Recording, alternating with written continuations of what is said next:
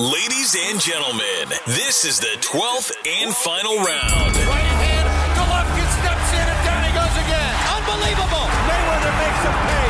What a rookie mistake. A sensational left hook by De La Hoya. It's facts. I'm the best. You know what I mean? Sometimes I don't want to believe it myself, but it's the truth. I'm the best. I'm going to show you how great I am. From Southern California, this is the Last Round Podcast.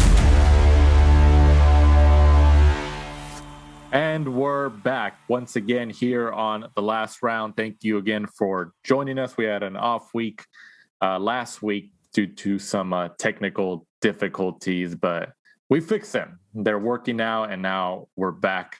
Whether you're listening on Apple Podcasts, Spotify, Stitcher, Boxing Social, wherever you're at, however you're listening, we appreciate it, especially all you loyal listeners who have been with us for quite a while.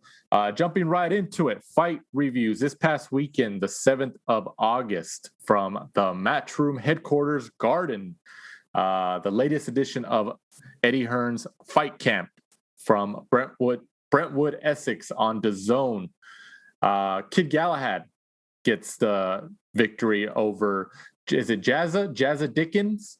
Galahad-Dickens? Is there an S at the end, or is there Galahad-Dickens? Yeah. It's an S, right? Galahad-Dickens, who suffers a fourth loss of his career. This was for the vacant IBF featherweight title. What do you think about this bout, Mike? Good performance from, Kid Galahad. I thought he really kind of raised his game. I think the general consensus was, people kind of wanted Jazza to win. He's such a likable guy. But I think, going into the fight, Kid Galahad was probably the favorite. He kind of really won like nearly every single round. You could probably have given Jazza maybe the first round, and then Kid Galahad really just kind of worked through the gears and took control of the fight. I thought it was good for for them to pull him out around the 11th. Could have maybe taken him out a little bit sooner, because I think Jazza just didn't really have the power to stop him, and he was so far behind on the cards. And eventually Kid Galahad becomes a world champion, and there's some good fights coming up, obviously, depending on whether they elevate Lee Wood after, winning the WBA title the other week. Leo Santa Cruz hasn't defended it for like 2 years. They should really just make him the super champion, and then obviously those two could go at it. And obviously you've still got, Josh Warrington in and around those as well. So there's a lot of domestic level fights for, world title belts. So it's looking good really for the Matchroom stable for the featherweights. The Lee Wood victory over Kanzu, something like, we always kind of go back and forth on that. I think it's Zucan. I feel like we talked about it when it happened, or maybe that I read that there's a rematch clause for that fight, wasn't there? So aren't they gonna run it back for the second time, right? Eddie said in some of the IFL or Boxing Social interviews that there is a rematch clause, but he was saying he wasn't too sure the Kanzu was going to do it because the fight was so one-sided. But really, if you're a fighter, where else are you going to go? You may as well take the rematch. I'm sure most boxers have such great self-belief that they can believe they can turn it around. I'm sure Zucan is probably thinking like, that was just a one-off performance, a bad performance on the night, and maybe coming in with a different style, he could take the victory. So look at Wilder. He was destroyed by Tyson Fury, and he then took the rematch. So I'm sure, Zucan may do the same thing. And you touched on Leo Santa Cruz, still holds the super title for the WBA at featherweight, 126 pounds. It doesn't really seem, especially with the relationship that the WBA and PBC / Al Heyman have, it doesn't seem like that's going to happen. Unless Santa Cruz announces that he's not going to fight at 126 anymore and moves up. But even then, I feel like the WBA is just going to say, okay, well, we're just going to have a vacant title and then have two PBC fighters fight for the vacant title. I mean, we touched on, this vacant IBF featherweight title that Kid Galahad now holds, after the victory this past weekend at the latest edition of Fight Camp. I mean, is it a waste to just keep talking? Is it a beating a dead horse talking about Leo Santa Cruz being stripped of that title and, putting it up for grabs for, maybe like a Kid Galahad or anybody like that? Is it just a waste? Should we not even talk about it because it's probably not going to happen? I know that obviously, in the US, PBC have a good alignment with the WBA, and in the UK, there's a lot of WBA titles always on the cards for Matchroom, so it looks like they have a good relationship with him. I could see Eddie campaigning to the WBA, and then, maybe since Leo's not fought in that division for 2 years, not defended it for 2 years, I can't really see him coming back down. Obviously most fighters move up in weight as they get older. So I could see them maybe doing that if Eddie campaigns for him to be stripped and obviously elevate Lee Wood, especially with the fights that we kind of mentioned at domestic level, but for world level titles, Warrington and people like that. So, I'm sure Eddie wants that WBA title because I think, more so people are now getting sick of these regular titles, and the Fight Disciples of doing that little campaign that more and more people, it seems, are now not talking about the regular titles as a world title, which is good. So hopefully, the WBA stop handing them out like candy. Hopefully. I mean, it doesn't really seem.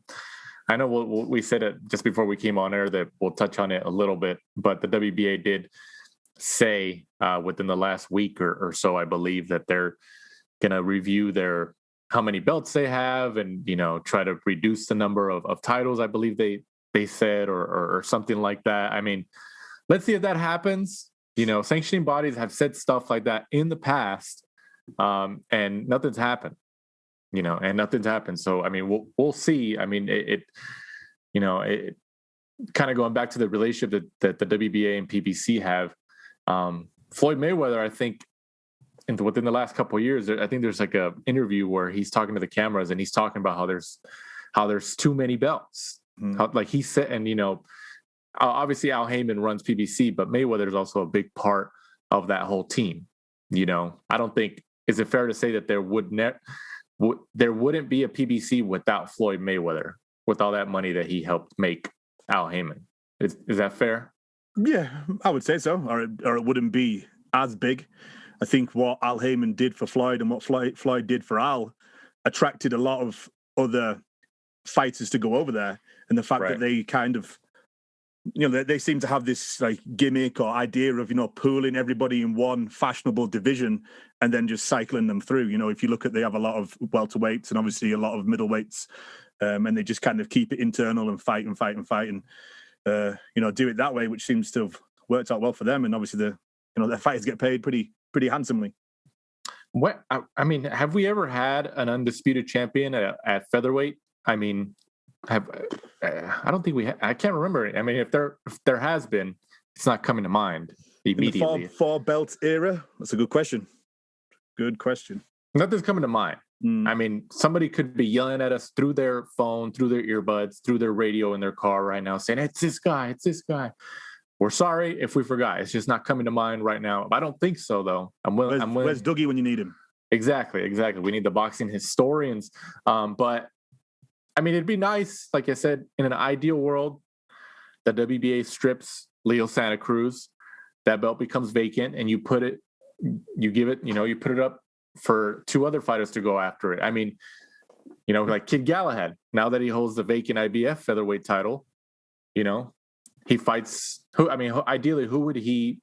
I saw some names mentioned after this. I mean, would it be Lee Wood, or ideally, who do you think Kid Galahad would fight next now that he holds the IBF title? I think you're looking at, Lee Wood, or, later down the line, obviously, Warrington's coming back and has the fight over in Leeds. That would obviously be a good shot for him because obviously Warrington dropped the belt. Obviously trying to get that Kanzu fight. Obviously took that fight in between, ended up losing. But there's some, I don't know, Isaac Dogbe. Who else do we have in that division? Navarrete, obviously. That would be a good fight. Leo, why not fight Leo Santa Cruz for the full title? I guess. I don't think that's going to happen. No, I don't see Santa Cruz coming back down anymore after fighting. Obviously, was it 130 or 135 when he fought Gervonta Davis for those? Well, it was 130. Yeah, except both titles were on the line at both weight classes, which was strange. Yeah, so Personally, I think the money fights are going to be in the domestic level fights, especially for the money in the UK. They could try and do some kind of stadium fights, but I think for Kid Galahad, I would say probably more of the British type of fights against those names because they're just not as popular over here. Is Kid Galahad well known to a casual over here? I very much doubt it. Right.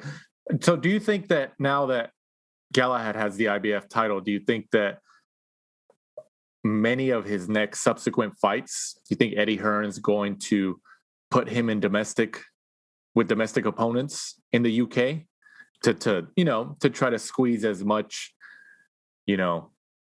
title defenses for UK audiences? I believe so. I know after the fight, and he was a fight-by-fight contract, and then after winning the IBF, they announced that he'd actually signed a multi-fight deal. Obviously tying down a world championship to the Matchroom stable. But yeah, I mean, like I just touched on, I personally think, that his bigger fights will be with, those domestic level guys.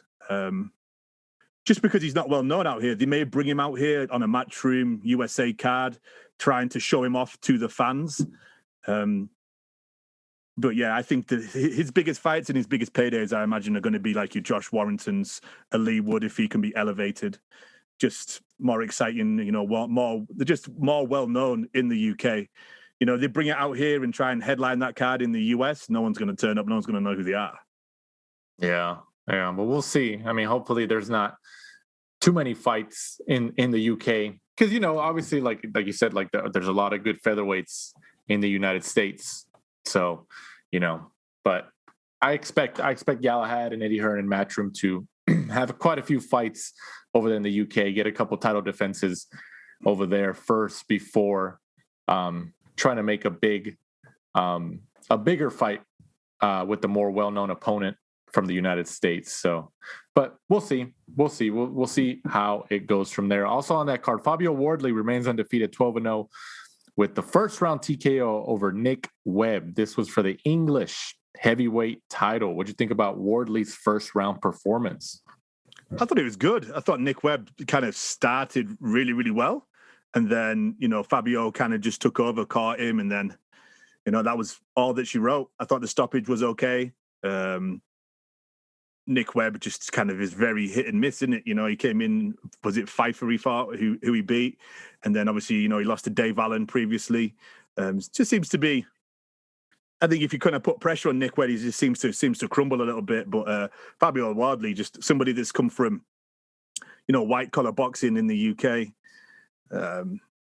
to be where he is now is unbelievable. It's kind of a really well written story, kind of like a movie. Someone who just gets into it for fun, does some white collar stuff, decides to have his hands at a pro game, and now he's 12-0.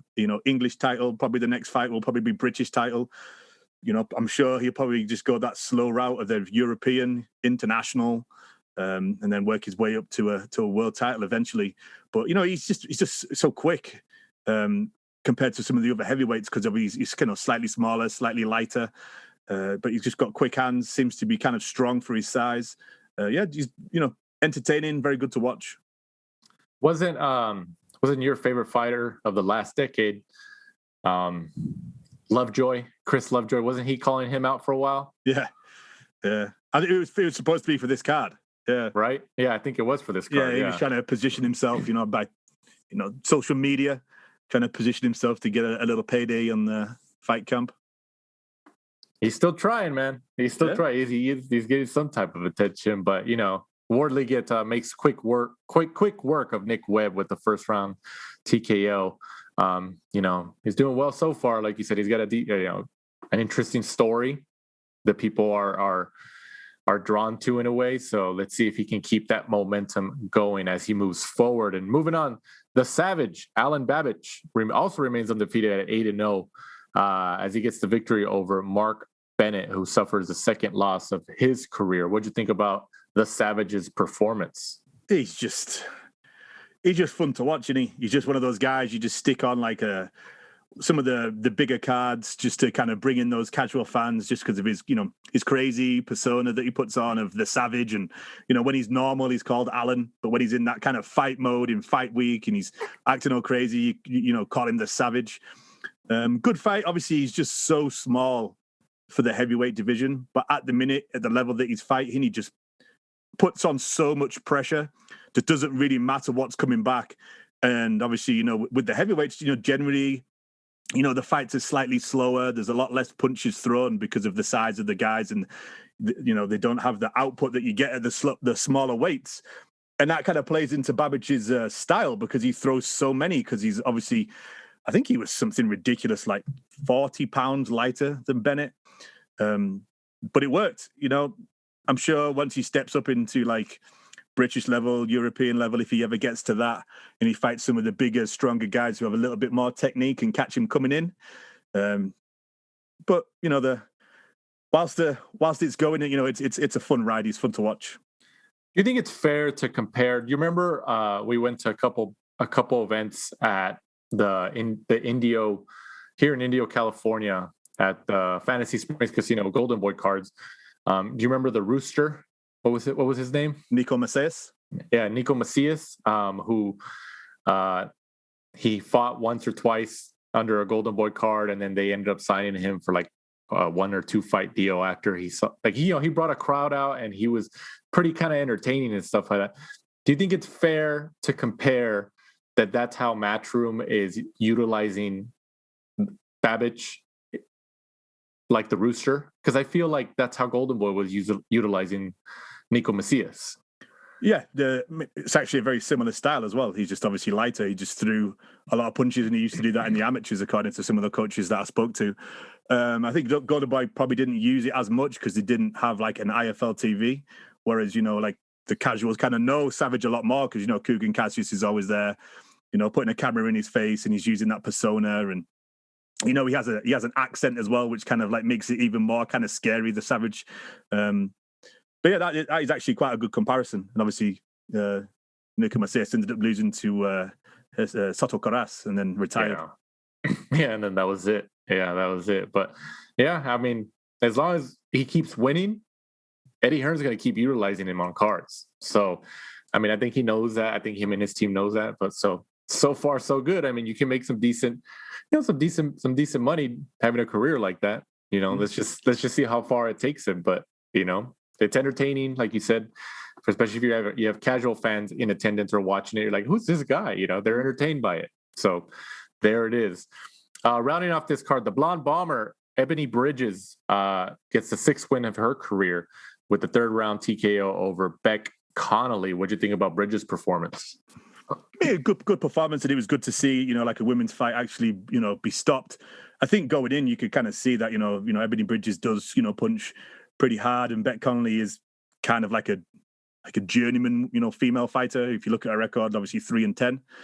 So I think it was kind of positioned for Bridges to get it into the win column after, you know, losing that close decision to Shannon Courtney. And, you know, Eddie's kind of said that he would like to run that back because it was such a close fight. And, you know, obviously Bridges kind of fought, you know, a significant number of rounds really with one eye after, you know, just getting that injury. So, I mean, I'd love to see that again. I thought it was a really, really good fight, the Bridges and Shannon Courtney. So hopefully they do run that back in the future.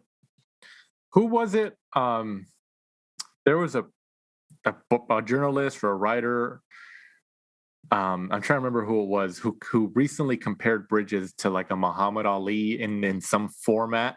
Gareth A. Davis. Gareth Davis, that's who it was. Yeah.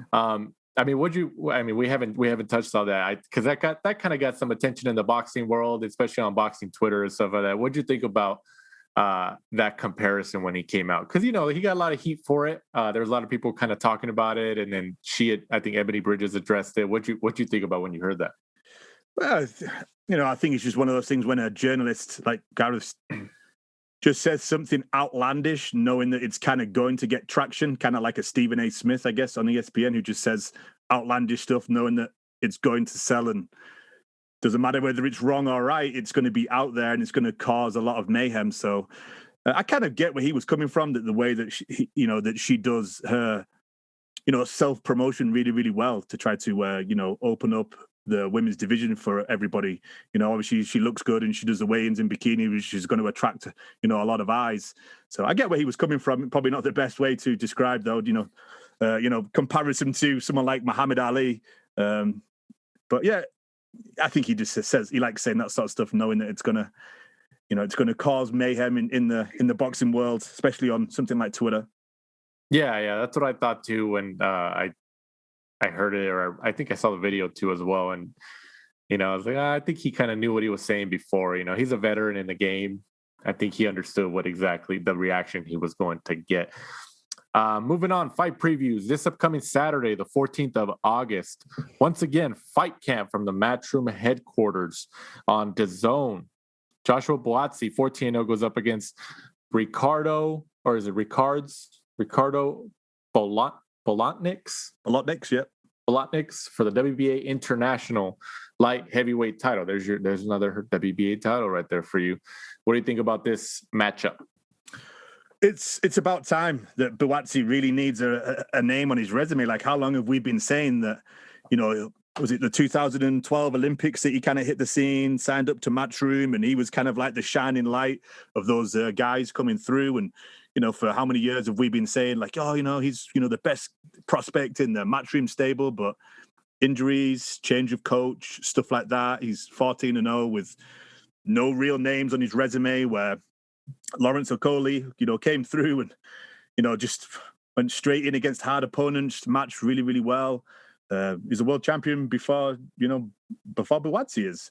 So, sooner rather than later, he's really going to have to start, stepping it up and get some names on his resume. Bolotniks is kind of a decent-ish opponent. He won that golden contract over in the UK. Did that kind of like funny interview where he was like waving at the camera and stuff like that. And like a lot of casuals, I think, picked up on that. And, he comes to fight, so he's going to be a perfect kind of opponent for Buatsi. But, look at his record. He's 18-5-1. He's just kind of relative now because of those recent victories over in the golden contract in the UK. But he's still probably going to be the only decent name on Buatsi's resume. He kind of needs to start moving quick because, how many years are we going to keep calling him a prospect? Exactly. That's exactly what I was going to touch on right as you were finishing up. I mean, so you think that in his next fight, assuming he gets the victory in this fight this weekend, he needs some type of live body across from him, some type of decent name? I watched, just before we started, I watched the two interviews with Eddie on IFL and Boxing Social, and Bivol was the name. Obviously, he's kind of linked to DAZN. And they keep talking about Buatsi against Bivol. So, but do you see? I don't know if he's ready for somebody with Bivol's skill. Yeah, I mean, I to put him in there with the name and to get him there and like to do it just to see what he's made out of. I'm all for that, but you don't think it's too much of a step forward to go against somebody like Bivol? If he's one of those guys, that kind of raises his game, like we see with someone, for probably a prime example in recent performances, is Jojo Diaz. Jojo Diaz seems to be one of those fighters that really kind of goes down to his opponent and just works slightly better than them. So every single fight he has is always very, very close.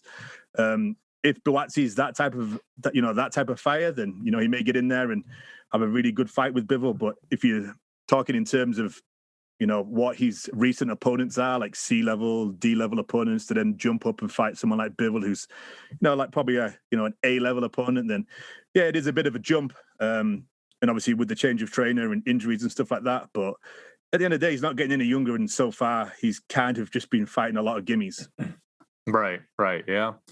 Well, we'll see. But a Bivol matchup would definitely be interesting. But, I guess I agree that he needs something, like you said, how long are we going to keep calling him a prospect?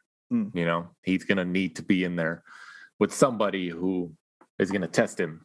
So, and Bivol, somebody like Bivol is definitely going to test him, but I don't think it would happen anytime soon. Maybe within the next year and a half if Buatsi keeps winning, but we'll see. Also on that card, Michael McKinson, 20-0, goes up against, oh man. All right, Mike, you pronounce this one. You got this. I'm just going to go with his last name, Ronowski. That's what I was going to do. This is for the WBO Global Welterweight title. There's another title for you. What do you think about this matchup? Don't know too much about Ronowski. Obviously, he's not a huge name. Being Polish, I'm sure he'll be in there. He'll be a tough, warrior. He'll stand and trade. Mickinson, just a really surprising guy. You know, kind of like hit the seam on those matchrooms cards as an opponent, picked up a win. One of those guys that you kind of count out, and then every time you kind of go against him, he pulls out a victory, kind of like Josh Warrington was when he kind of hit the scene. You kept thinking like, oh, he'll lose to Frampton, he'll lose to Selby, but he always, you know, turned it around. So, yeah, a big fan. I think Mickinson looks good. You know, I hope he gets the victory in this fight and goes on to, you know, bigger and better things, because obviously he's going to be highly ranked in the WBO after, you know, picking up the global title. But his problem is he's in the welterweight division. Exactly. That's exactly what I was going to say. You know, how far can he get being in that division realistically? So, rounding off this card, Cash Farouk goes up against Luis Gerardo Castillo.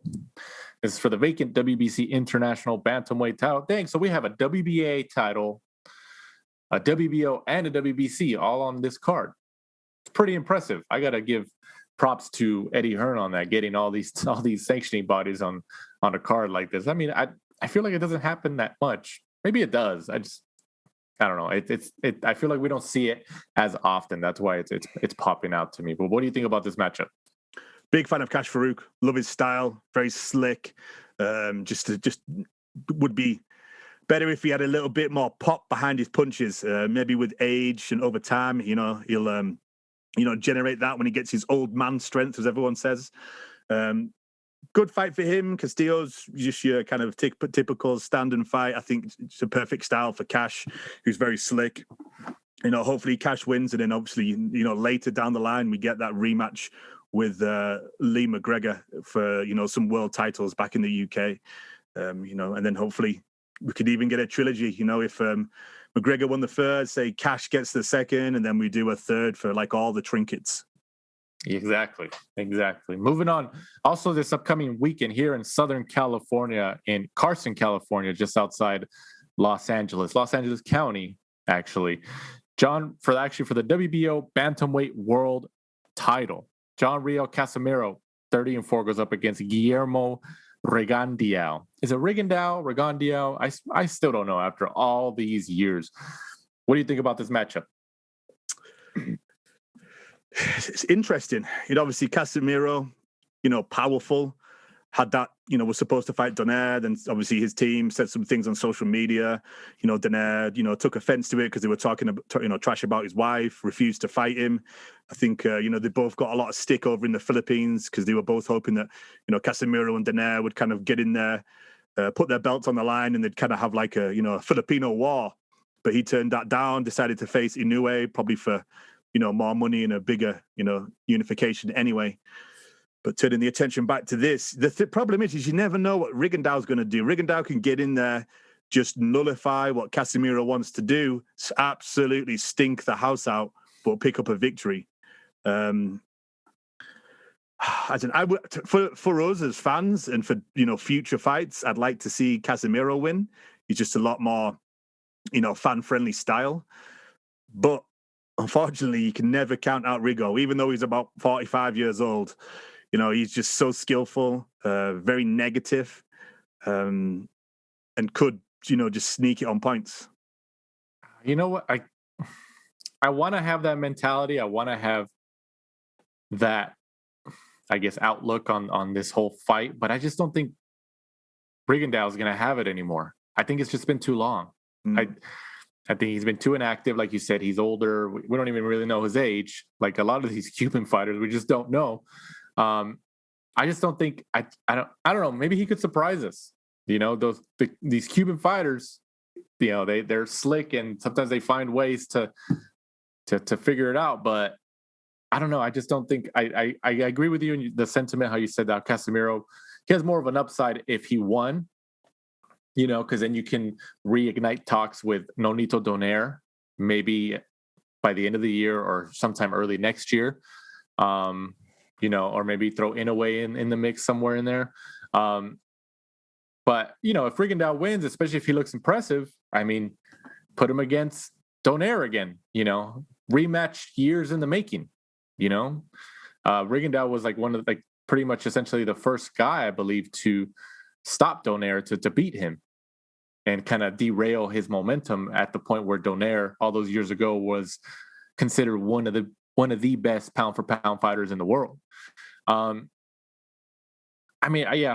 just have this feeling that Rigondeaux, it's like, I hope it's a good fight from a boxing fan standpoint, from an entertainment side standpoint, but I have this feeling that Rigondeaux is not going to be competitive. I think it's done. I think it's over for him. If he loses, I think he retires. What do you think? Yeah, I mean, I think a lot of people are kind of hoping that Casimero retires him, because Rigondeaux was kind of stunk out a lot of fights for fans. He's not exactly somebody that puts a lot of bums in seats. It's also interesting that they kind of put this card in LA. If you go through the card, there's not many local fighters, and I don't think it's going to sell at all. Exactly. Yeah. I mean, the good thing also about a lot of top ranking Golden Boy actually do this. I think even Matchroom's done it in a couple of California guards, but especially Golden Boy, since being an LA promoter, like they're based here. A lot of fights that they have, like at StubHub or whatever it's called, Dignity Health, or the local venues around the Los Angeles area, they put a lot of local fighters, who would bring in some type of fan base. Like we talked about a few minutes ago about the Rooster Nico Macias, when he had a couple fights under Golden Boy's banner in Indio. I believe a lot of his fans were located in that desert area, Indio, Coachella. Yeah, Coachella Valley. Same thing with Andrew Cancio, former world champion for Golden Boy. Same thing. They put him to fight over there in the Coachella Valley. He was able to get a lot of fans to show up there because at one point he was living in that general area. So you're right. I mean, I think when you fight in certain areas like Texas, LA, or New York, or whatever, it's good to throw some fighters on the undercard who will track some of the local fans. Like, oh yeah, I remember, or he's from here, or he's from my area, he's from my neighborhood, he's from my county, or whatever. But yeah, I think you're right. I think PBC Showtime here, it doesn't seem like they put anybody on the undercard that would attract the local community, but who knows? There's always like 30 fights before the actual television broadcast, so you never know. But hopefully it's a good fight. I'm just not expecting much. My bar is very, very low for this fight at the moment. Moving on, Gary Antonio Russell, 18-0, goes up against Emmanuel Rodriguez for the WBA interim bantamweight title. What do you think about this matchup? Gary Antonio Russell has really, started to come of his own, obviously living in his brother's shadow for so long. But I think he's been putting in some, good, really, really good performances lately. This should be a good fight. I really do like Emmanuel Rodriguez. Always is in, some good fights. Obviously, this is for the WBA interim.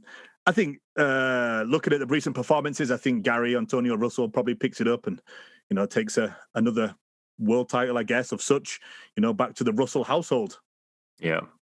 For a second, when I saw his name on the bout sheet, I thought, wait a minute, Gary Russell's back? But then I was like, no, that's not him, But I was like, okay, we're getting him the once a year again. I mean, I don't know when's the last time he actually fought, but it feels like it's been like 2 years now, especially because of the pandemic. But, they're kind of touching on the WBA interim bantamweight title that's on the line here. I mean, there you go. All these titles that are on the line. And then this past weekend, we just had a big old, issue with that female judge in Minnesota. That fight was also for like a WBA interim title, world title, or something like that. And then the scorecards were all over the place, and they went for the other guy. And then even though I believe is it Michael Fox? Is that his name? Michael Mykal. Yeah, Michael Fox. Yeah, so even though he dominated the fight, he obviously deserved the W, but, corruption. I know that a lot of people have been talking about it, and it just like we talked about just before it came on air. Is it bad to say that I'm numb to that kind of stuff? I mean, like, it's happened all the time. And how many times has it happened, in the last 10 years, and people get riled up about it, but nothing happens. Nothing's fixed. Hopefully something's fixed. I mean, as long as you keep putting attention on it, but are they really going to fix it? I think if something like that Minnesota decision this past weekend ever gets attention by the mainstream media, especially in the United States, and it gets picked up, So then casual viewers start noticing like, oh, boxing. I mean, then you might see something. But if it's just kind of us airing our grievances about it, I mean, it's good that we're airing our grievances. At least we try to keep some type of fuel to the fire against these people. Is it really going to change anything after so many instances that it's happened over the years? I mean, I don't know. But, like I said, Gary Antonio Russell, 18-0, goes up against Rodriguez, WBA interim bantamweight title. Also on the card, Rosh. Dang, I never know how to say his first name. How do you say his first name? I always say Roshi Warren. Is it Rashi Warren? Rashi Warren, 18-3, goes up against Damian Vasquez. What do you think about this matchup? Warren's just so hit and miss. He came obviously to the pro ranks with that, extensive amateur career, which I think, everyone thought he was going to, come in and kind of take over. But, he seems a little bit hit and miss. I think this is really a fight to get him back, on track and hopefully into some bigger fights, later down the line. Is he ever going to click for him, or is he just going to be one of those guys that, wins a couple, loses, wins a couple, loses? But hopefully it just all comes together, gets the right camp, gets his, head together and, puts in a string of victories. Exactly. Also, this upcoming weekend from the Hard Rock Hotel and Casino in Tulsa, Oklahoma on ESPN and ESPN Plus. The trilogy, Joshua Franco defends his WBA super flyweight world title against Andrew Moloney. The first two fights, obviously, they split them. I believe Moloney won the first one, or was it a draw? And then Franco won the second one. Franco won the first one. Then they had the rematch, and obviously they said it was a head clash when it wasn't. That's right. So they called it off when Moloney should have won because it was a punch. So Franco ended up obviously keeping the title. Right. And obviously, eventually, I think they realized it was a mistake, so they decided to do the third. What do you think about this matchup? Do you think it's going to deliver on as the previous one, especially the first one?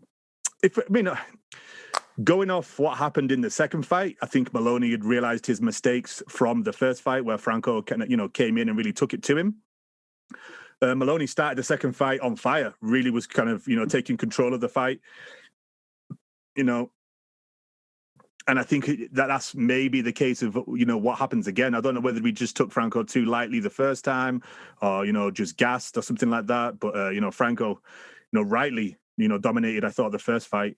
Second fight, I thought Moloney was, completely different, changing style, the way that he was working. And I don't know, because the problem is Franco, like you always say, that gym that he comes out of, there's some real killers, obviously, in the Robert Garcia's gym. And maybe he's going to look at how he started the second fight, and maybe he's going to take a change. I'm going to go out on a limb, though. I'm going to say Moloney. I think just judging by how he started the second, I think maybe he looked at the first fight and assessed it, and I think that he may take it. I think he on points. You see, if you twisted my arm, I'd probably pick Moloney as well, but. Like you just touched on, the first fight, Franco got the W, I think deservedly so. And then the second fight, Moloney obviously realized his mistakes and was winning the fight up until it was stopped because of the head clash and all that stuff, even though it was saying that he jabbed him and all that stuff. Obviously, there's a different conversation for something like that. But now in this third fight, I mean, like you said, going back to him training with Robert Garcia and under Robert Garcia's guidance, obviously they know, like, okay, well, in that second fight, he was jabbing me. So now I got to fix those mistakes. And now in this third fight. So, like, I think that's very intriguing. Like I said, I'd probably give the edge to Moloney, but you can never count out somebody from that Robert Garcia Boxing Academy over here in Riverside, California. You can't count them out. I mean, I honestly think this is going to be the most competitive fight of the weekend. I think so. If you buy an edge over Ortiz-Mean Machine, Kavalauskas, which we'll touch on in a few minutes or so. I mean, Franco, what didn't we talk about with Robert Diaz a couple weeks ago when he was on? This is his second trilogy. You know, he went against Oscar Negrete, so he's been through all this before. You know, so I mean, does that give him an edge mentally that he's been through kind of something like this before in terms of a trilogy, or would you say no? I guess, you know, maybe facing the same opponent 3 times, he's got that. He kind of knows how to, you know, look at it and assess it and not take his eye off the ball because he's already faced him once, and, you know, he kind of knows what's coming, sort of thing. I'm sure some people can kind of get a little bit lazy. They're like, oh, you know, I've already fought him twice. I know what he's going to bring to the table. So I suppose in some senses, and, you know, just the camp that he has as well is so experienced, you know, with the coaches that he has, and obviously the people that he's surrounded by, like Jose Ramirez, Mikey Garcia, Josecito Lopez. You know, I'm sure that they won't let him slack off or anything like that, and make sure he's, you know, he's firing on all cylinders before he gets in there. But yeah, I think you're right. This could be the most intriguing fight, probably maybe the closest fight to judge. You know, come the weekend. Definitely an interesting one, and one that I'm hoping that, you know, will, you know, be good and bring more attention to the super flyweight division, because it's one that's, you know, probably the best in terms of action, but is, you know, sadly neglected. Here's a question for you. Since Robert Garcia's got 2, well, he might have others on undercards, but since he's got 2 significant fighters from his stable fighting this weekend in different areas, Texas and in Oklahoma, who is he with this weekend? Is he with Ortiz or is he with Franco? And whoever he's not with, who's training the other one that he's not with? I think Peter will be with Franco. Because didn't he post something when Franco won the world title, kind of saying like that was his first world champion or something? Oh yeah, I remember that. I think he alluded to the fact or said something that he was the one who recruited Franco, or he found him, and then he brought him, and it worked out, and they brought him onto the stable. So yeah, that was my guess too. Is it Pita Garcia is going to be in Franco's corner in Oklahoma, and Robert Garcia will be with Ortiz in Texas. So, you know, I mean, we'll see how it goes, but this is definitely, at least to me, is the most intriguing matchup of the weekend. Also on the card, Arnold Barboza Jr., 25-0, goes up against Antonio Moran. What do you think about this matchup? A good fight for Barboza. I think, you know, me and you both said before that he's kind of hit a little bit of a purple patch. You know, he had some good victories. He didn't have too many knockouts until recently. He had that good win over Mike Alvarado in LA. Interesting that he's taken a fight, because I thought he may have sat on the sidelines for a little bit, because I know obviously if Josh Taylor had decided to drop the WBO, it was going to be him and Jack Catterall were going to be more than likely fighting for that. It looks like Josh Taylor's going to fight Jack Catterall later in the year and over in Scotland. So if Josh wins that, I'm sure he may drop some of the belts or whatever. And, you know, I think Barboza is just waiting for, you know, his chance against either Josh Taylor or for it to become vacant. So it should be interesting for him. Good fight, though, against Moran. I think Barboza comes through it, though, and then, you know, hopefully next year he gets the chance to step up and finally fight for a world championship. Yeah, I know. I think Barboza definitely 25-0. I think he's in that where he needs that significant opponent. We talked about, was it Fabio Wardley, or who was it that they needed you know, a name across from them now? Buatsi. I'm sorry, Joshua Buatsi. I mean, I kind of compare Barboza to the same thing. I mean, I think Barboza's been in there with the better competition than Buatsi, but I mean, at 25-0, you know, he's got more professional bouts under him than Buatsi does. But I think I agree with you how you said. I think they're waiting on see if Josh Taylor vacates 140, moves up. Maybe Barboza can get a shot. Barboza's still with Top Rank. They keep the belts and stuff like that. I mean, I could see that. Or maybe Josh Taylor stays at 140 and they give Barboza a shot maybe sometime next year. Who knows? But I like him. I hope he kind of steps up the competition to like to face a significant name, hopefully sometime next year, you know, because I think he's at that peak already where he's like, okay, let's see what you got, kid, against these bigger names, you know. We'll see. Or maybe Jose Ramirez. Yeah, I mean Barboza's did it the hard way. He wasn't one of those guys that came in with a fledgling amateur career that was wrapped in cotton wool. He's kind of just been put in there regularly by Top Rank and just fight to whoever they put in front of him. Exactly. So we'll see. Rounding off this card, the second Moloney brother. Maybe he's the first. Who knows? Jason Moloney, 21-2, goes up against Joshua Greer Jr., 22-2. This is for the vacant WBC silver bantamweight title. What do you think about this matchup? This is a sneaky good fight as well. Sneaky good fight. Josh Greer obviously hit the scenes with all that fanfare, ended up taking 2 losses, kind of, I think, affected his confidence a little bit. Jason Moloney as well, only ever really lost to, some really good fighters. One of them being Emmanuel Rodriguez, if I remember rightly, when he came over to the US for the first time.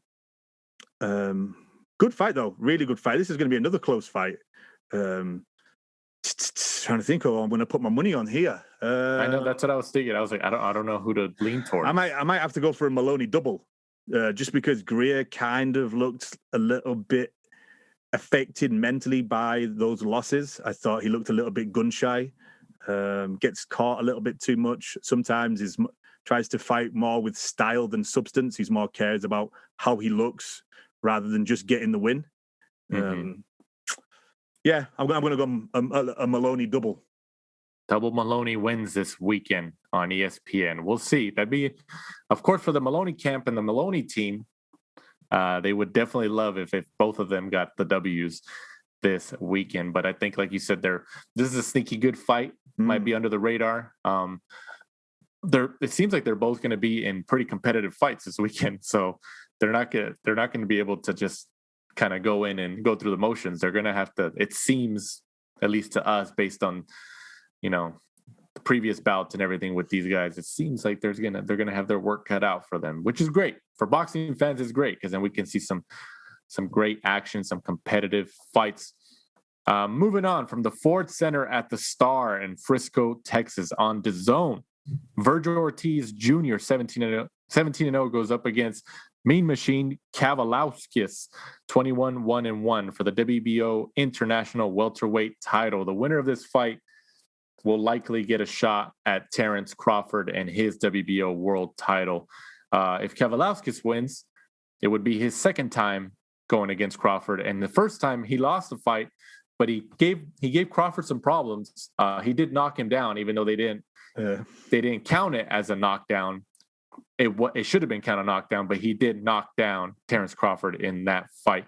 But before we touch on Crawford again and in a potential matchup there, what do you think about this matchup? Mean Machine against Ortiz. Good fight.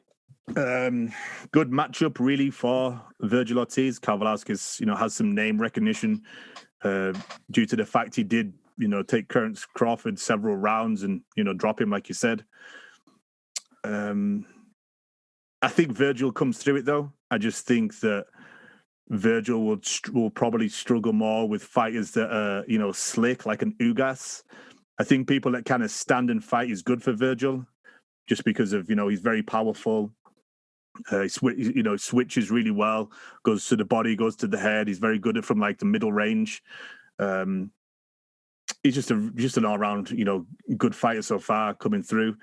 And one of the best golden boy prospects that we've got. And I think that, eventually he will be a world champion, and it'd be good to see him, later down the line face some other champions. But I just don't think they're going to face him until he's going to have to obviously take a mandatory spot, because no one's going to offer up a voluntary against someone like Vergil Ortiz, unfortunately. Exactly. Yeah, he's definitely going through the hard way here in terms of, I think he's number 1 right now in the WBO rankings. So it only makes sense maybe sometime next year if he wins that they try to make a fight with Terrence Crawford. I think Crawford needs it more than Ortiz does. Especially if Crawford's not getting any of these significant names, over there on the PBC side. At least Ortiz brings some type of name recognition and some talent. So I could see that. But Mean Machine can fight.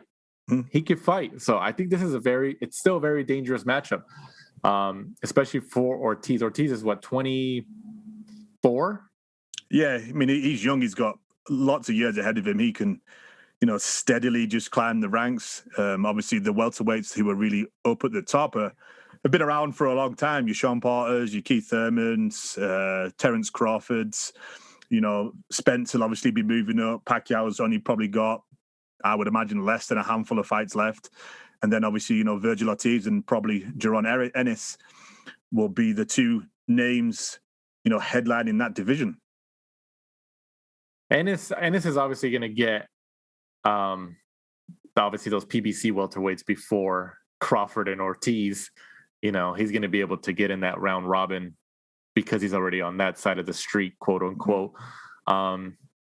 So it's going to, that just leaves Ortiz or Mean Machine, to be fair, and Crawford on the outside. And they're just all going to have to kind of fight in their round robin, if you want to call that, depending on the winner of this weekend.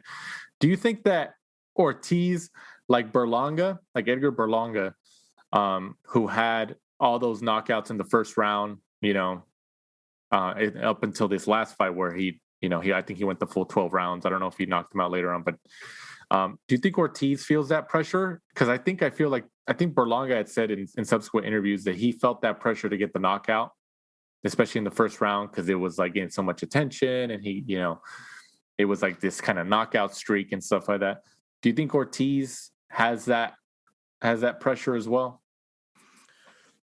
Speaking to him and stuff like that, he seems, very, very mature for somebody of his age, and no, I don't think so. I think he understands the boxing game very well. I don't think he's, somebody that's looking to be like a celebrity outside of boxing. He just is who he is. He's happy. He plays the guitar. He's kind of like a very deep person for a boxer. I don't think any of that really affects him from, chatting to him in the gyms and stuff like that. He seems, very grounded, which is, good. I don't think, if he went 12 rounds and won a, 12 rounds decision with Kavaliauskas, I don't think that would affect him. It would help him in the long run, if you think about it.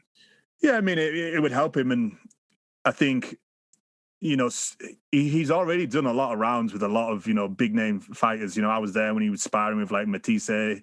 He's in there, obviously, the gym with, like we touched on, like Mikey Garcia, Jose Ramirez, Jose Cito Lopez, and all the other guys over at Robert Garcia's gym. You couldn't really ask for some of the experience. You couldn't pay, to get that type of experience that he gets. So he's just perfect. He's just literally just waited on the outside, just ready to strike whenever he can.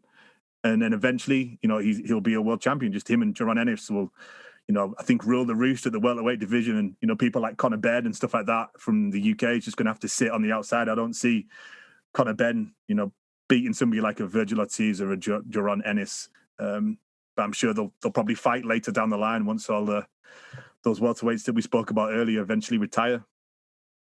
Here's a question for you. Who gets a shot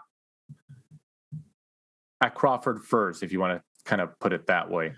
Does Crawford face Sean Porter first, or does he face the winner of Ortiz and Kavaliauskas this weekend first? Sean Porter. I think Sean Porter probably attracts more money. And from some of the comments that Crawford has said earlier about fighting certain people, I think he's really more concerned about paydays than he is over legacy. So you think realistically, him and Porter will fight before Crawford fights the winner of this weekend's Ortiz and Kavaliauskas? I think if it's up to them two, yes. The problem is all the stuff behind the scenes, isn't it? Is like Top Rank and PBC, like which one is it going to be on? Like all the usual drama that, unfortunately stops fights happening. We're coming to the end of, Crawford's contract anyway, that, expires around October time, according to rumors. And then we'll kind of see what type of fighter Crawford is. Does he go over to the PBC and try and fulfill the legacy that we've all been expecting?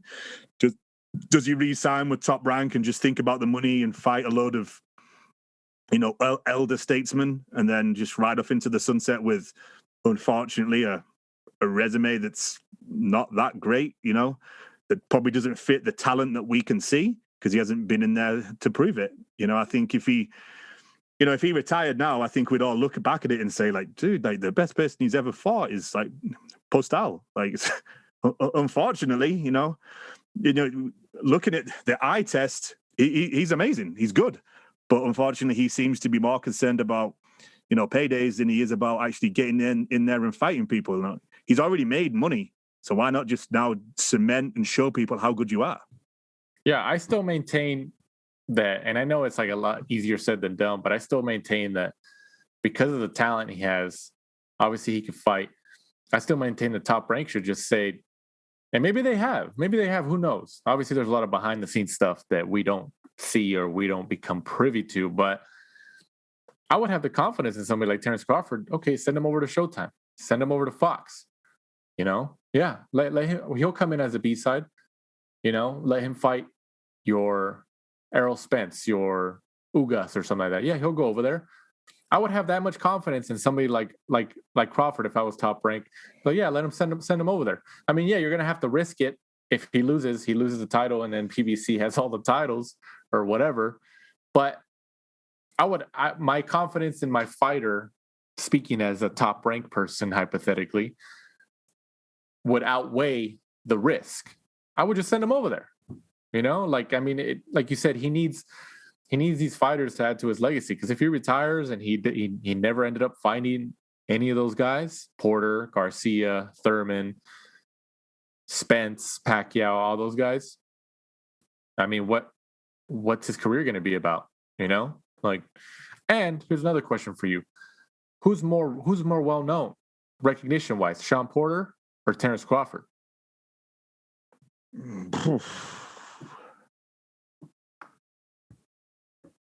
That's a good question. I mean, Sean Porter's obviously been in there with the bigger names. Sean Porter's been in there with obviously Kell Brook, which opens up the door to the English market. I mean, obviously Crawford fought Ricky Burns, and that was how he picked up his first world title. But he's been in there with Errol Spence.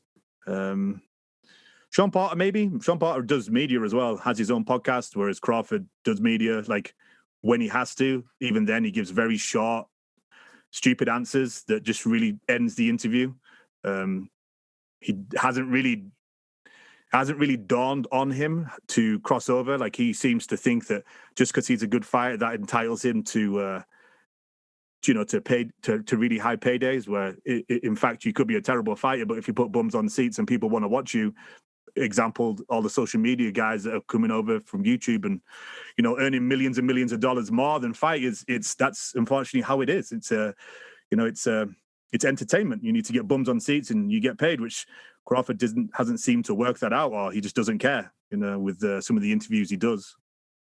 I mean, he sells in Omaha. All the fights he's had in his hometown, Omaha, Nebraska, the state of Nebraska. He's obviously done really well there. I think a lot of them have been sellouts or close to sellouts. So, but like you said, how do you weigh that against somebody like Sean Porter, who's been in pay-per-view fights? He's been in fights against, he fought Kell Brook when Kell Brook pretty much was at his peak. Some would argue that Kell Brook's win over Sean Porter was the biggest of his career, maybe. Porter's been in there with Spence, Danny Garcia, Thurman, all on big networks and stuff like that. But then Crawford's also been on main events on ESPN.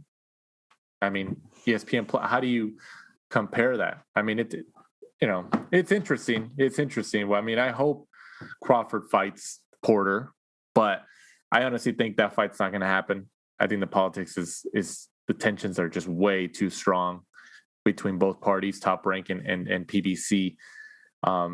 I think Crawford fights the winner of this weekend's Mean Machine, Ortiz, and it happened. I don't think Crawford fights the rest of the year. I think he waits for the winner of this weekend and fights whoever the winner is sometime next year, maybe the first quarter, January through March or something like that. But who knows? But I'm looking forward to this. I'm looking forward to this Ortiz-Kavaliauskas fight. And as I mentioned earlier, the Franco-Moloney fight this weekend. Those are on the top of my list this upcoming weekend. So, but there's a lot of boxing on. There's a lot. Showtime, DAZN, ESPN. All day. It's all day. It's all day boxing. So you boxing fans and any of your media members or anybody involved in the sport of boxing in any capacity, you're definitely should get your money's worth this weekend, at least in a couple fights. There's too many fights happening this weekend where it's impossible to not get entertainment out of something. So something should pop through and give us some good action. Rounding off the show, news and notes. Recent breaking news. It just happened within the last couple hours of us here recording the last round, this week's episode. Errol Spence Jr. is out of his PBC pay-per-view fight on Fox against Manny Pacquiao next Saturday from Las Vegas. It was reported that he had went through a medical evaluation from the Nevada State Athletic Commission. He was already there, and the doctors or the medical personnel discovered that he had some type of torn retina, which is obviously serious, and that he couldn't fight. So he went back home to Texas to get it checked out, probably by his medical team. And he's supposed to have surgery sometime this week, I believe tomorrow, Wednesday. But he's out. He's out of it. But the silver lining in all this is that we still get a fight. We still actually get a pretty decent fight. Obviously, it's not Spence Pacquiao, which everybody wanted to see, but Ugas, who holds the WBA welterweight world title at 147 pounds, who was fighting in the co-main event of this matchup or of this event, however you want to describe it, has now been elevated to the main event against Manny Pacquiao. So, yeah, it's unfortunate that Errol Spence is out, which sucks because this was going to be a great fight. Pacquiao being 42, 43 years old, going up against one of the best fighters in the world today, and definitely the best fighter at 147 pounds today, the unified world champion Errol Spence Jr. Yeah, it sucks, but what do you think? What's the alternative? The alternative is that the whole event gets canceled, but we still get a fight, and I'm cool with it. I'm cool with the Ugas fight. Hopefully it's competitive. Those Cuban fighters, sometimes they bring it out of you, and they're sneaky, they're slick. So hopefully it's interesting, but I'm just glad that we still get a fight and, we still get a Pacquiao event. What do you think? No, I agree. I'm sure that Manny didn't want to put it on hold. Obviously, with Manny being 50 years old, time isn't on his side. So I'm sure he just wanted, the next fight. And it's, there's still a world title on the line. Obviously, Manny tried to campaign to get the WBA title back. And obviously they rejected it and gave the WBA super duper champion to Ugas, which obviously means that this fight is for a world championship. And, it's still going to be an intriguing fight. Ugas has a very slick style, which is going to make it kind of hard for Manny, coming in, who likes to kind of, jump in and throw combinations. So it'll be an interesting matchup for him. Probably, maybe kind of trickier than fighting Spence. Spence really just had like the size and the reach on Manny, whereas Ugas is, very slick. It's going to be very hard to try to catch him. But, looking at that event, really the main event on that card is obviously, Robert the Ghost Guerrero against Victor Ortiz. Exactly. Everybody's overlooking that one. Yeah, obviously I'm assuming the Manny and Ugas is the co-main to the Ghost. Yeah, probably a lot of nostalgia in that matchup, definitely. But like I said, silver lining here is that the event still goes on, and Pacquiao is still going to fight for a world title against a guy who's, Ugas beat Porter. Yeah, and a lot of people, people knew that was a competitive matchup, but there was a lot of people who picked Porter in that fight just because of Porter's past bouts. Like he fought like Garcia, Thurman, and all those guys. And look at Ugas beat him out. That Cuban slick style, boxing style he has. So, still a pay-per-view as well. Exactly. So, if you wanted to keep it pay-per-view, if PBC and Al Heyman and the whole, Fox network wanted to deliver on Pacquiao's guarantee, that's why they had Ugas there as the co-main event. You know, it was to keep him on the same schedule as Spence or Pacquiao because he has a world championship. So if Spence Pacquiao did happen, the winner would eventually fight Ugas sometime next year, and then it would be another, you know, unified world championship fight. You know, so that way they keep on the same schedule. Like, oh well, we fought on the same card, so yeah, okay, we'll fight next summer or something like that. So that was obviously the preferred plan for Fox and PBC, Al Heyman, but this was the emergency plan. If one of these fighters, do you think? Let me ask you this: do you think if Pacquiao was the one who actually had to pull out of the fight for some reason, do you think Ugas would have been elevated to fight Spence? It's interesting because of when we were just talking, and I was thinking to myself, I was like, the amount of money that Manny Pacquiao is probably demanding for this, and with obviously, you know, Manny and, you know, Errol were both the A side on that fight. Now Ugas is coming. Is that going to significantly affect the pay-per-view numbers? And is this going to end up, you know, costing PBC? Are they going to take a huge loss on this? Because I'm sure the fan base of Ugas is significantly smaller than the fan base of someone like an Errol Spence. I'm sure it's probably going to do good numbers just because of the fact that Manny Pacquiao is in there, and his support from all over the globe. You know, everyone loves Manny. But it'll be interesting. Yeah, I think it probably would have got postponed if Manny had decided to drop out. I think he probably brings the majority of the pay-per-view numbers, and yeah, I think that if he'd have dropped out, I think PBC probably would have got worried about, you know, what kind of numbers it would have done with just Errol Spence really kind of taking the headlining role. Exactly.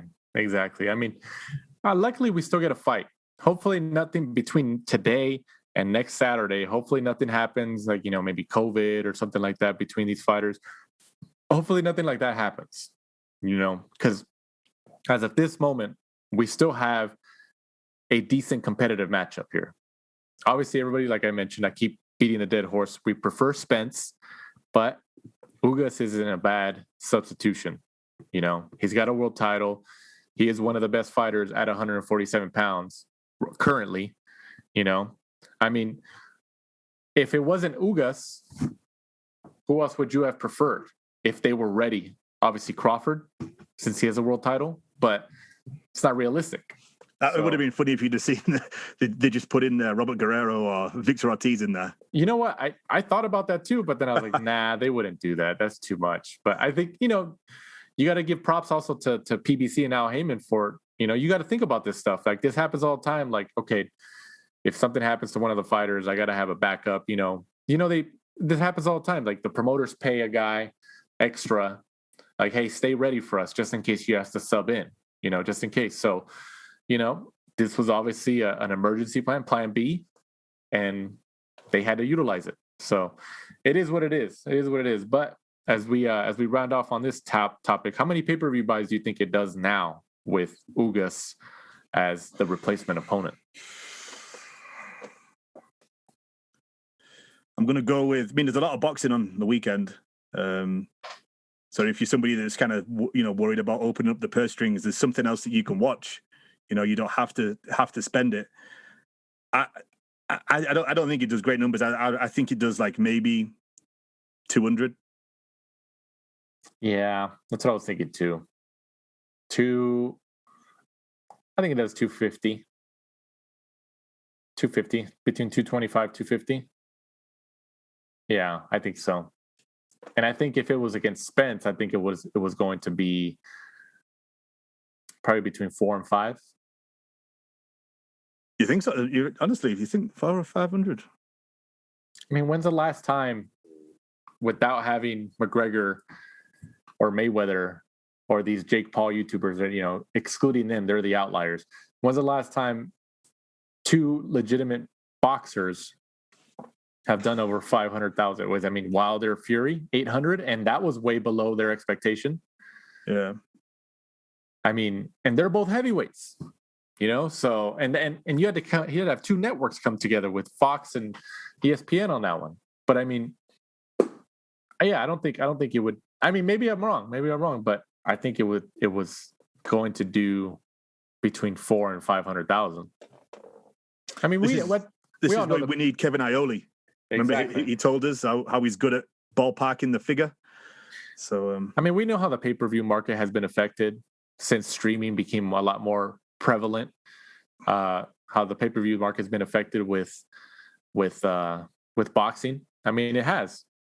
You know, I mean, you look at that, and when you look at the figures that are released for the pay-per-views for the UFC, they consistently do like pretty good numbers week in, week out, and they have probably like a pay-per-view once a month, once every 2 months. And when you see the numbers released on Twitter, they are significantly better and more consistent than some of the numbers that we get in the boxing world. But with DAZN kind of getting rid of pay-per-views over in the UK and in the US now, there's only really Showtime. Fox and Showtime. PBC. Yeah, there's only really PBC that does them. Top Rank aren't big on doing pay-per-views. They'll just do them really for like a Lomachenko or Teofimo Lopez now, right. Crawford. Yeah, I mean, it is what it is, but we'll see. But I still didn't think that Spence Pacquiao, it was going to do better, obviously, than other fights before it. But I still didn't think it was going to like blow people out of the water, because the pay-per-view market in boxing it's not what it was, that unless you bring in these YouTubers who have their own audience, who a majority of people buying are their audience, younger people, teenagers or whatever, or they're having their parents buy it or whatever. But I don't know, unless you put a McGregor in there. Like Pacquiao was hoping that McGregor was going to be his opponent. Spence was never the first choice. If McGregor would have won this fight and he never would have got hurt and broke his shin or whatever it was, his ankle, it would have been Pacquiao McGregor probably by the end of this year or early next year. Should have gone for Mikey Garcia now. Yeah, maybe. I thought that's who it was going to be. That's what I thought too. I mean, I thought it made more sense. The bigger Hispanic market. Mikey's a smaller, more natural size, kind of similar to Manny, who was kind of really fighting at 147 just for money, more than it being a natural fit. Whereas fighting Errol Spence, he can get hurt. Errol's probably already outgrown that division. He should really be moving up to. He's a middleweight. He's pretty much a middleweight. He's a big kid. Yeah. So, but that's why Pacquiao got so much respect for this. It's just like he's going against, the best fighter in that division, arguably one of the best fighters in the world. So, we'll see. But at least we're still getting an event, a fight, and it still has a competitiveness to it. So hopefully it delivers. It delivers from a boxing fan's perspective. Josh Taylor is expected to announce his next fight soon. As of this recording, it hasn't been officially announced, but it is rumored and reported in some instances that he will be defending his undisputed titles at 140 pounds against his WBO mandatory challenger in Jack Catterall on sometime in December. Do you think it's likely this is going to happen? It'll be announced officially soon? Yeah, I mean, it seems to be on quite a few of the boxing news websites. It's not like official yet, but they've already kind of put out some releases. So I'm guessing that they're probably going to do some kind of, press conference or whatever, and it'll get officially announced. I know that they were wanting to do it at Edinburgh Castle, but if they're going to be doing it outdoors in like November, December time, they're not going to be doing it outdoors in November, December time in Scotland because it's going to be raining. So I'm assuming it's going to be at one of the indoor arenas in Glasgow. Right. Yeah, we'll see. But, at least he's coming back, staying active, and I think this is a cool matchup. Taylor deserves to have a fight in his home country over there. So it would be interesting. I'm sure next year Taylor comes back to the States. Or maybe somebody from the United States goes over there and fights him in his home country. But Taylor's already shown that he'll go anywhere to fight. So we'll see how it proceeds. But thanks again for listening this week to The Last Round. Please don't forget that we have merchandise available with Fit Warrior brand. You can find it on our links, on our Linktree links, on our Twitter, our Instagrams, at the Last Round 12, on at our personal ones and stuff like that. Our Linktree link should be on there. It has our Instagrams on there, our Twitters, our Spotify links, our Apple Podcast, our Audio Boom links, our links to Boxing Social, and also our merchandise. We have some shirts and some sweaters available. They're pretty cool. They don't have crazy designs. You shouldn't be embarrassed to wear them in public. They look pretty. They look pretty. Because I've heard that before. I've heard people like, like I'm a fan, but I don't like their merchandise. Like it looks just too weird. I've had people tell me that. Not about ours, but just about their boxers and stuff like that. Like, I don't want to wear that in public. People think about that stuff. But I feel like ours is a pretty simple design, gets the point across. But obviously that money all goes to us and helps support the show and helps us support our travels as we go to these fights, especially I don't know if the pandemic's ending. It seems like it's coming back, but it helps us in our travel expenses and going and getting content, on location interviews at gyms, arenas, fight events, press conferences, and what have you. It definitely helps us out. But as we're signing off here on the Last Round, Mike, go ahead and let our listeners and followers know where they can find us. We're at the Last Round 12 on Instagram and Twitter, and be sure to join us next week. We'll be previewing the big Manny Pacquiao card like we just touched on. Yeah, at least we're getting a Pacquiao card, and it's still, decent plan B. So I'm good with it. I don't know about you guys. If you guys aren't cool with this fight, obviously you prefer Spence, but let us know. Tag us on Twitter, respond to us on Instagram and all that stuff. Send us an email. Our email is also on the Linktree links. If you want to send us an individual message, obviously you can do that.